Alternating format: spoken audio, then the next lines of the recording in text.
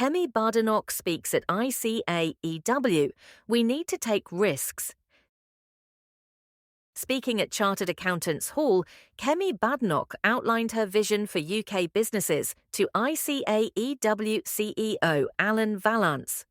The UK needs to become a nation that is unafraid to take risks, Right Honourable Leader of HM Opposition Kemi Badenoch told attendees at an event at Chartered Accountants Hall this morning, 9th of September 2025, ahead of the Conservative Party conference next month.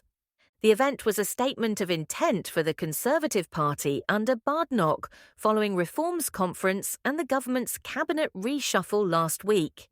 Asked by CEO Alan Vallance what she would prioritise if she was setting the next budget, Badenoch said that she would prioritise any levers that encouraged risk-taking, adding that she believed that the UK has turned into a country that is afraid to take risks.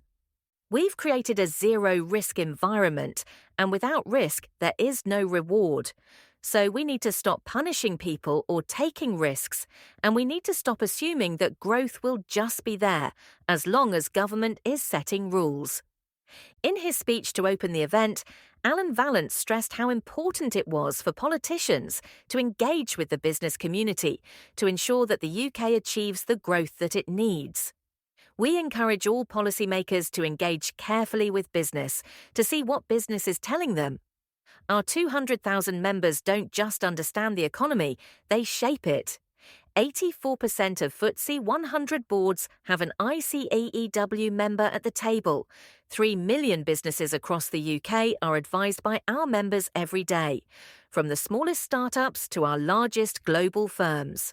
For the last 20 years, we have surveyed those members regularly for our Business Confidence Monitor, and the data we're getting back is clear. Confidence is at a 3-year low, and firms of all sizes grappling with rising costs and complex rules that make everyday decisions harder. If the UK needs growth to turn around its economy, it will be led by business, and businesses must be given what they need to succeed. Earlier, Badenoch said that red tape is overburdening businesses and that it wasn't being sufficiently addressed. This was also holding back growth, she said. You talk to a business, especially a small business, they complain about even the local council bringing in more and more regulations for them to comply with. We may see the businesses that close, but we never see the ones that don't start in the first place. So it's quite critical that we reduce the burden of regulation. Vallance asked about her party's solution to the UK's low growth. Badenoch suggested a combination of deregulation and long-term certainty was key. Not just certainty for the next year or until the next budget. When asked about tax, Badenoch said that the conversation about tax and government spending needed to be more honest. Pretending that we can always do every single thing that we did before without changing is dishonest. The world is changing rapidly, and this will require a rethink in how the UK approaches taxation and public spending, she said. The ageing population and aggressive economic competition from fast-developing nations requires less complacency and, ultimately, compromises. One of the things that I often say is that there are no perfect solutions, there are only trade-offs. Vallance asked how a Conservative government would engage with the business community. Badenoch stressed a desire to really listen to what business had to say, citing conversations about the impact of certain policies on business that left her horrified. We need to get business actually involved in writing policy, in helping design policy. Creating jobs and profit is corporate social responsibility, she said, building a healthier economy. Of course, we should be alive to vested interests and those who don't want competition. But if we listen to business and listen to them explain what the consequences of certain policy decisions will be, we'll end up in a much better place.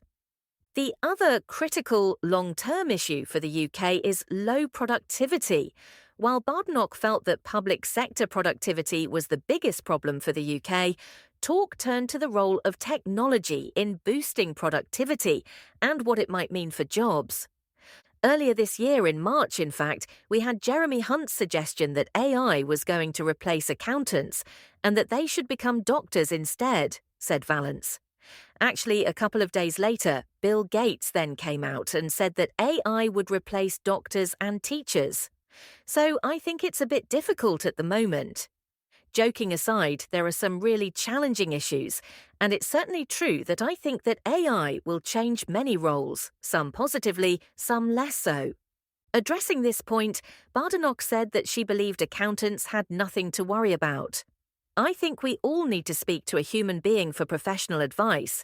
If an AI gives you the wrong answer, you can't take it to court. There's no liability there. So I would rather speak to a qualified professional, preferably from ICAEW.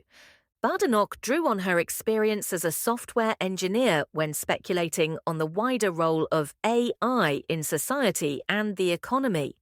Badenoch cited the dot-com bubble as an example of how the importance of technology is always overestimated in the short term, but added that its long-term impact is always underestimated.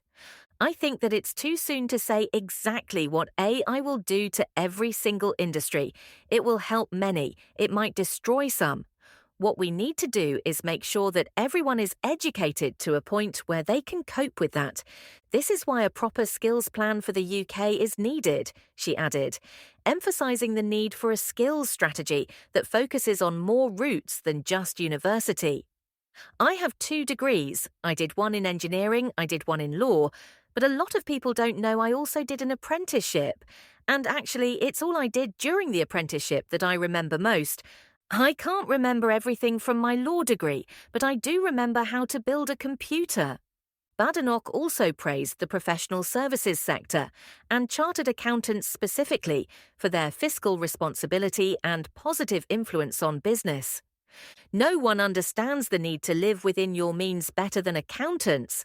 The rules of economics are stubborn, and if you ignore them, they have a way of catching up for you. No one knows better than accountants that you cannot spend what you do not have, she said. She also offered to work with the current government on welfare reform. I hope that the Prime Minister will put our country before his party and agree to work across the aisle. I'm delighted the Leader of the Opposition chose to make a speech on business and the economy to our members at Chartered Accountants Hall, said Vallance. We are proud to be leading the debate on the issues that matter to business and members, and as we have set out in our strategy, Direction 2030, we'll continue to engage with senior policymakers of all political stripes.